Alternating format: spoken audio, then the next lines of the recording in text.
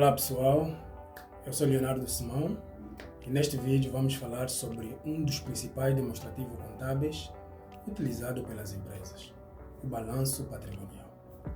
Vou explicar aqui a sua estrutura e como realizar a análise desse documento para entender a situação financeira de uma empresa. Mas antes, se você é novo por aqui, deixa um like, se inscreva no canal e nos ajuda a compartilhar esse vídeo para mais pessoas, para os seus amigos, familiares, etc. Para pessoas que têm interesse em contabilidade e finanças. Agora, vamos para o vídeo. Vamos começar esse vídeo entendendo exatamente o que é o balanço patrimonial. De uma forma bem resumida, nós vamos explicar o que é balanço patrimonial, como está estruturado, como se faz a análise do balanço patrimonial.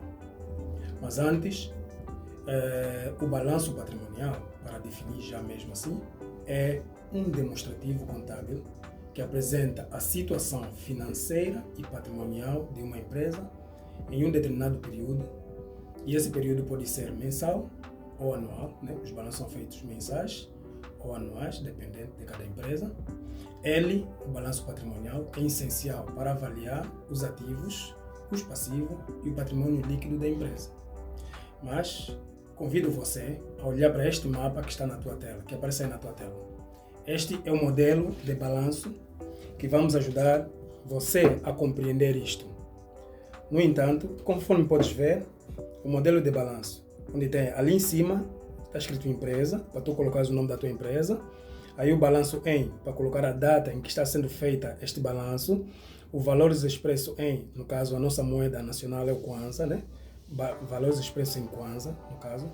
Mais específico, dentro do balanço, né? Da estrutura do balanço, conseguimos notar que ele está dividido em ativo, capital próprio e passivo. O ativo, ele está dividido em ativo não corrente e ativos correntes.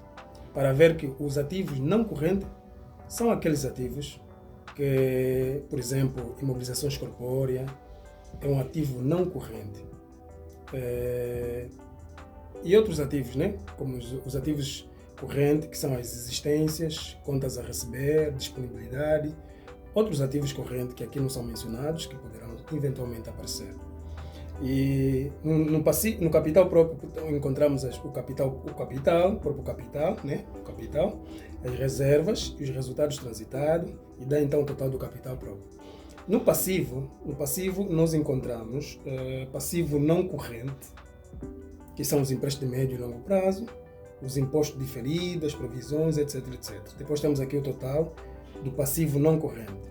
E no passivo corrente encontramos aqui contas a pagar, empréstimo de curto prazo, parte corrente dos empréstimos a médio e longo prazo, outros passivos correntes. Depois encontramos também aqui o total do passivo corrente. Lembrar que o ativo são todos os bens e direitos de uma empresa, né? E o passivo são todas as obrigações e deveres de uma empresa. Como vimos aí, o passivo corrente e o passivo não corrente, o ativo corrente e o ativo não corrente são documentos, né? São informações que permitem ver, na verdade, o período dessas rúbricas, né? O ativo corrente são aqueles, ou chamados também ativo circulante, no caso, são aqueles de bens e direitos de curto prazo. Os ativos não circulantes são aqueles bens e direitos de longo prazo, assim como também o passivo.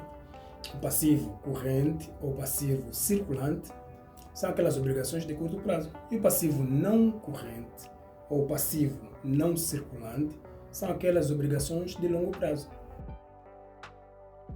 Agora, como é feita a análise do balanço patrimonial? A análise do balanço patrimonial é importante para entender, conforme já vimos atrás, a saúde financeira de uma empresa. Algumas empresas utilizam métricas ou indicadores que podem ser utilizados nessa análise. Por exemplo, um indicador importante é a liquidez corrente. O que é liquidez corrente? É a capacidade de pagamento das obrigações. É importante analisar esse indicador. Outro indicador que as empresas utilizam para análise do balanço é a liquidez seca, que é a capacidade de pagamento das obrigações, considerando apenas os ativos mais líquidos, não é? Isso também é fundamental, E muito mais ainda é a solvência, é outro indicador, que é a capacidade de pagamento no longo prazo. Entendeu? Então, esses 3 indicadores nos permitem, de fato, analisar o balanço patrimonial de uma empresa, se ele está saudável ou se ele não está saudável, se aparenta ser um balanço negativo, ou se aparenta ser um balanço positivo, ou se a gente precisa fazer algumas estratégicas para que, assim, possamos mudar o rumo do patrimônio e da situação financeira que, provavelmente, num longo período de prazo, poderá, então, nos dizer qual é a situação financeira desta mesma empresa. Agora, para interpretar o balanço patrimonial, cinge-se de 2 formas, mas são dicas apenas, né? São dicas. A primeira dica é comparar os valores presentes com períodos anteriores. Por exemplo, se você vê no mapa que nós apresentamos agora, nós temos ali 2000x e 2000x menos 1. No caso, 2000x podemos considerar é o 2023 e 2000x menos 1, 2022, por exemplo. São valores que você pode comparar, né? Das rúbricas, né? No caso, valores do ano passado e do ano corrente, para ver então, para fazer essa análise. Outra dica muito importante para fazer análise do balanço patrimonial é comparar as empresas do mesmo setor. Analise aquelas empresas que atuam no mesmo ramo de negócio que a tua empresa com o teu negócio. Veja, por exemplo, aquelas pequenas, aquelas grandes empresas, aquelas médias empresas, qual é o balanço dessas empresas, o que é que elas estão a fazer.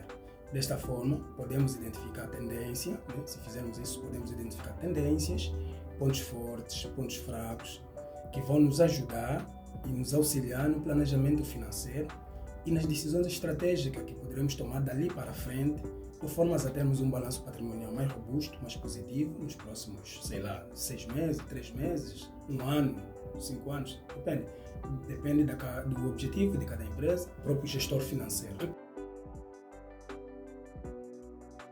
Portanto, recapitulando, conseguimos entender aqui, né, explicar aqui o que é o balanço patrimonial, a sua estrutura e como realizar a análise desse importante demonstrativo contábil. Ao entender essas informações, você poderá tomar decisões mais assertivas em relação à sua empresa ou ao seu negócio. Se gostou desse conteúdo, não esqueça de deixar o seu like, compartilhar com seus amigos esse vídeo e se inscreva no canal, por favor, nos ajude a crescer. Se inscreva no canal para receber mais vídeos sobre contabilidade e finança. Então, até lá, até a próxima. Tchau!